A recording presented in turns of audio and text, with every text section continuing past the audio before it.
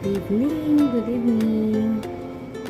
May diskarteng ulam ulit tayo para sa ating hapunan. So may nabili po akong agurong sa aming mga Ilocano ito, or mud snail ang English niya, or pilipit na suso. So meron po ako ditong saba. Hindi pa po ito hinog,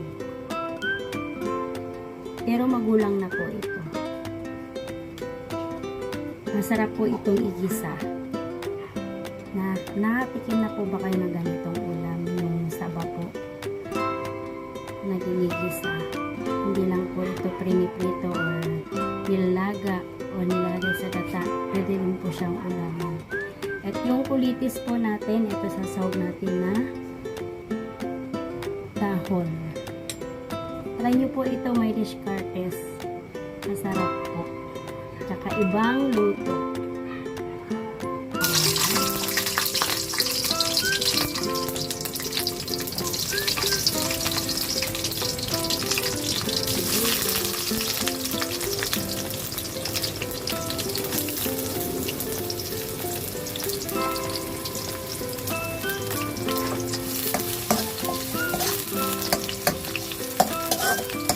Luya.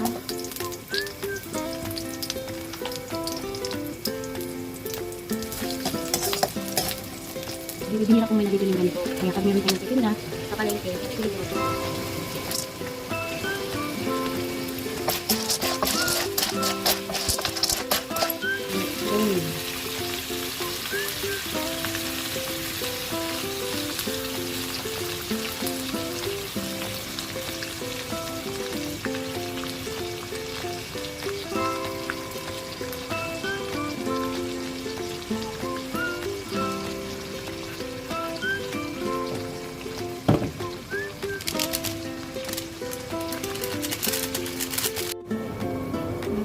Ang saba.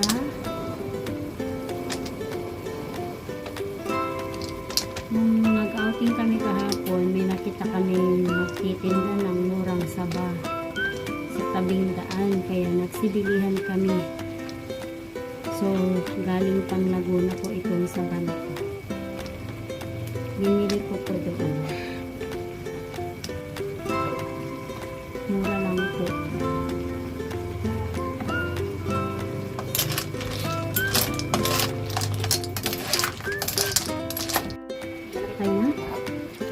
Tubig.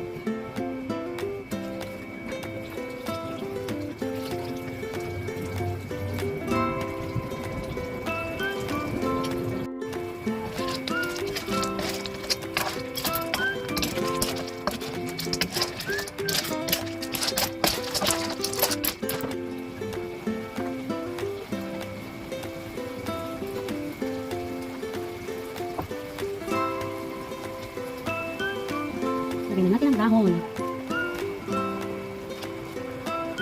Kalunay.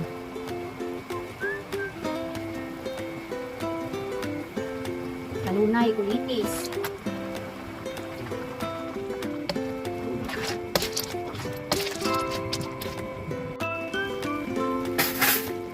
Discartes, luto na ang ginisa nating ulam.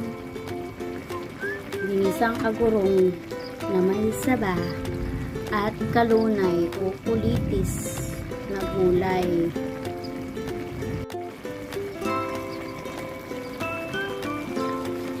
Nilagyan ko ng isang siling maanghang.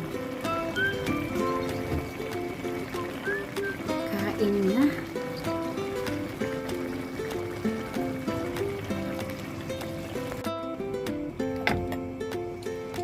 Ito na, may